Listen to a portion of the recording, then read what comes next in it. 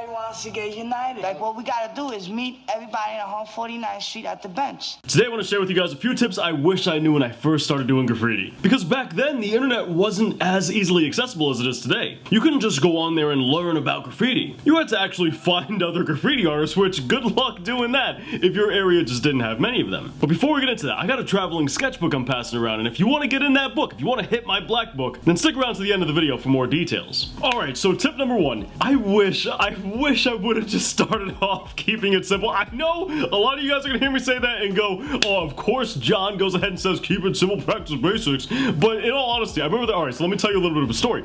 I remember one time I was sitting down at the kitchen table and I was drawing. For those guys who don't know, my brother also does graffiti, as does my father. So my brother comes over and he's looking at me sketch and he says, dude, you gotta learn letter structures, man. Like, you have to. For the love of all things holy, practice your letters. Do you want to know what my response was? I straight up told this man, I don't need to learn letters if I could just make my fill-ins real dope. Like, if I can have the world's sickest fill-ins, then what do I need dope letters for? And man, I could not be more wrong. I spent 6 years doing absolutely god-awful letters. And to be honest, most graffiti artists spend decades in that phase. I was lucky to just spend 6 years. I wish I would have kept it simple a lot earlier. But next tip, watch out who you go catching spots with. Don't just go with anybody, especially if you're a newer graffiti artist. I know a lot of newer graffiti artists are really eager in order to meet other writers. They're really eager in order to team up with people, become part of crews, go out catching tags with this guy, go out hitting throwies with this dude. When I first started working at the shop, I was meeting a lot of new graffiti artists that I would never have had access to otherwise.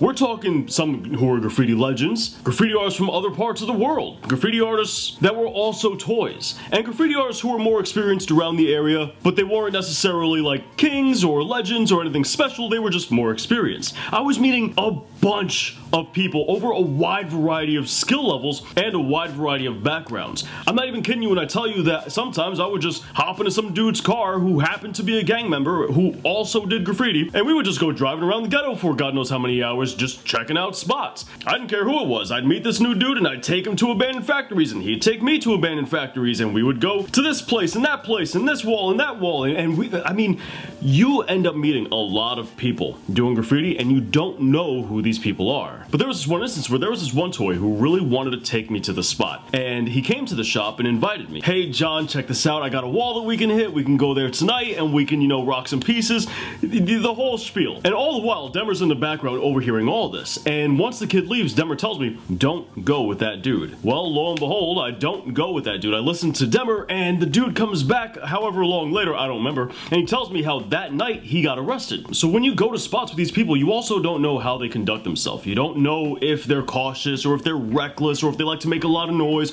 or if they're overly paranoid, which can lead to a bunch of other issues. You simply don't know. And to be fair, you also don't know if they're gonna snitch on you, which, let's be honest, they probably will. So the point being is keep a tight-knit circle and stick to that, if anything at all. A lot of people like to ride solo, and if you ask me, that's probably the better way to go nowadays. Tip number 3, figure out very early on whether or not you actually care about progress or you just want to have a good time with graffiti. I don't oftentimes get to express this point because I run a tutorial channel that's dedicated to informational based videos, but in all honesty, I love when people just do art to have fun.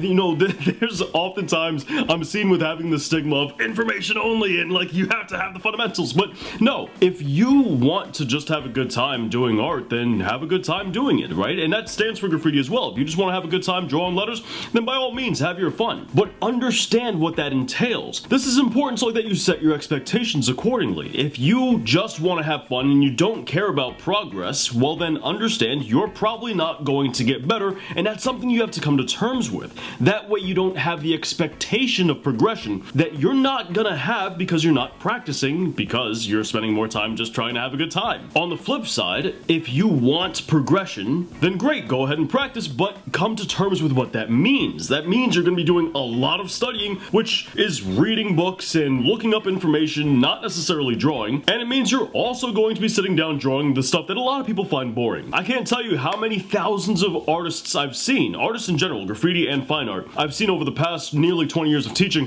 where they'll tell me, hey John, I want to make progress, and then they just won't practice. And it's like, well, okay, clearly you don't want progress because you're not doing any practice. Then you got those who do want progress and they do nothing but practice, but then they don't make any time for fun drawings. And they get bored and they get burnt out and they feel like, why am I even doing this? I don't even enjoy this anymore. On the flip side of that same coin, you got people who tell me, hey John, I want to have fun, I don't care about progress. And then they come back to me a year or two later and they say, I ended up quitting because I wasn't getting any better. It's like, what did you expect? You never dedicated any time to practice. So come to terms with what you want out of an art form and understand what that means for you. One thing I really wish I understood when I first started meeting people in graffiti was that not everybody you meet, not everybody you go hitting spots with is your friend. This may seem pretty obvious, but I think it's really important to understand that fact because a lot of, especially newer graffiti artists, fall under this idea that just because you went catching spots with, this person, that suddenly you guys share this bond. Suddenly you guys are like, you guys are tight, when that's not necessarily the case. The second that person gets caught, they're snitching on you more than likely. And even if they don't, you'd be surprised how fickle a lot of these friendships are. A lot of the friendships made through graffiti are not as bonded as what people might believe. Now, don't get me wrong, some of my best friends and some of the people I've had the tightest bonds with were certainly from graffiti, but anybody with experience can tell you, not everybody you meet gets that kind of tight bond with one another. I feel a lot of newer graffiti artists fall under that idea. Especially the more notable of a graffiti artist you are, which, let's be honest, if you're more notable and you're watching this video, you already understand what I'm about to say. But the more notable you become, the more important you become in your area. If somebody new comes hitting spots with you that wasn't there in your tight circle before you got to where you are, they're probably doing it just for some notoriety, just to kind of get some acclaim by being with you. Which, to be fair, if you're that notable, you probably don't go catching spots with just anybody anyway, but I've seen it happen. I've seen notable people go hitting spots with new people and,